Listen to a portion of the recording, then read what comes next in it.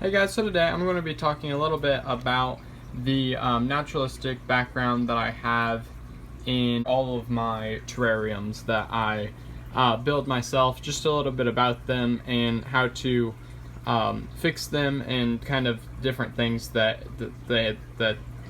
can possibly happen. Now, first off, I'm going to be talking about a few of the advantages that I see to having this type of background. One is that they are completely custom, so you can have them exactly how you want it. An advantage that I see is, or a reason that I use them, is because I am like an art type of guy. I like doing DIY stuff, like building enclosures and like actually building the enclosure type of thing, and just different stuff like that. I'm kind of like an artsy type of guy. My other hobby is to make clay figures. So that's an advantage that I see, which I can totally see how that would be a disadvantage to some people. But also just the look that it gives that I think other things don't give. I don't like fake rocks very much, even when they are really naturalistic. And that's another thing, you can add whatever supplies you want to this. So you could have rocks in the background, you can have bark, you can have wood. You can basically have whatever you want, really. You can add in pots wherever you want. Like I said, it's completely customizable. Now, there are a few issues. One of the main issues that isn't really noticeable unless you're really looking, is that a lot of the time you can kind of, some of the time you can kind of see the silicone. You see that? That the dirt's attached to. Now, I can see it on a lot of my terrariums for the simple reason that a lot of the time when I'm applying the silicone, or applying the dirt onto the silicone, my dirt is wet, and that's just a me thing. That's just because I don't like, I need to start drying it. Like, obviously, or not obviously, but on this one I didn't, and you can still kind of see the silicone, but it's not as bad at all. It's actually it's much better than a lot of my builds. And you can just see how you just can't really see it. It just looks like dirt, right? So that's one of the things that might be difficult when creating the background. Another, and this is more of a me thing, I don't see this very often, but the dirt that I use has these little, well, actually I think that's a rock, but the dirt that I use has little balls of dirt that are kind of built up in them, and that's because I mix in like topsoil from I get it from a landscaping company, so something that you'd go and get from, like, basically like organic potting soil type of thing. That's kind of what I would say it's like, but it's just dirt basically.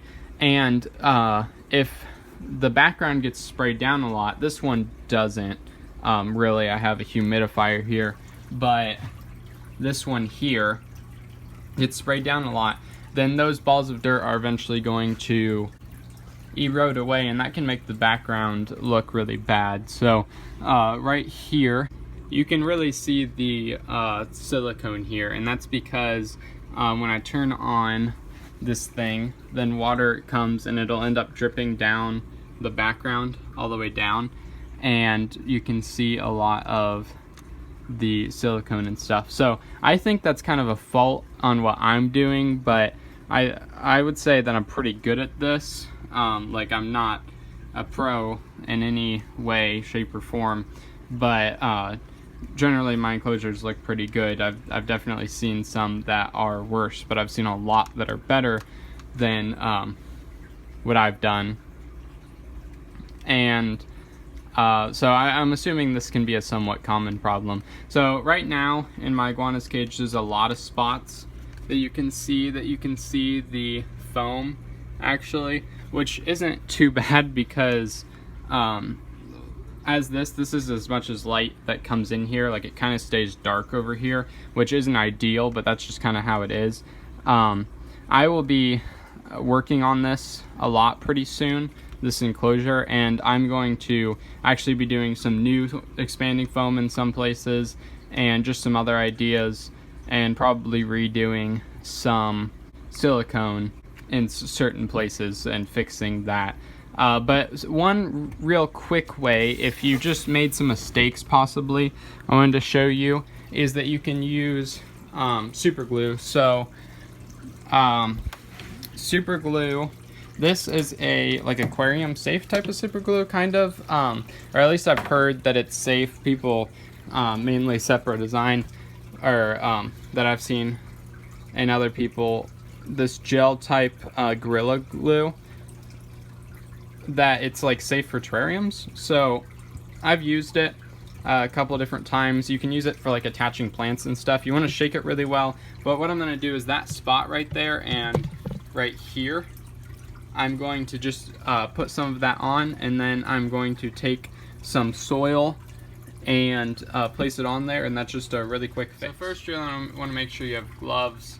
I'd really recommend that with working with super glue, and just being really careful with it. So I shook it up, and also other super glues that you may know of that are safe for this type of application are completely fine.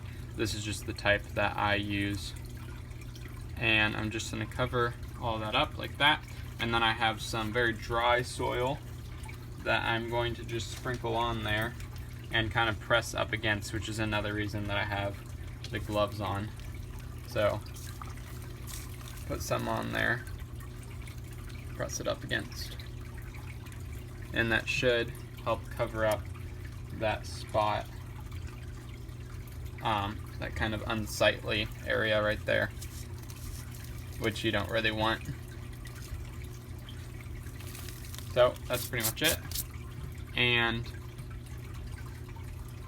yeah, so that's just like a quick and easy fix if you're looking at like a small type of problem like that. So that is just a quick and easy way if you needed to do something like that. Obviously you could correct it with silicone, but I just figured that a lot of people don't want to get all that stuff out to correct something that simple. So back to this, in this terrarium, like I said, I'll be using silicone and probably even expanding foam to correct this background eventually. But the main reason for this video is about the iguana and how he can kind of hurt the background. So the iguana is obviously quite a large lizard, and I'm going to be building a bigger enclosure for him, mainly because he actually does try to get out pretty much all day. Now, he must not try hard enough, because I'm sure he could push these doors open, but what he'll do is he'll claw at the top here. So what I've done is I have this big piece of slate, so I set it there just because when I'm working on homework, I don't want to hear him clawing at the top all the time. And it's not that because he's stressed, he's just curious and he wants to figure out a way to get out. So I wouldn't call him stressed at all.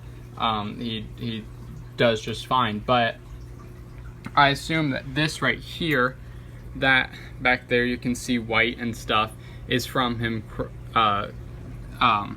clawing, and that's just because he can dig. And obviously this isn't digging into dirt, but actually into the background. So that's just because he's curious, and he needs a bigger area to really be fully entertained. So that's just like a size of enclosure issue.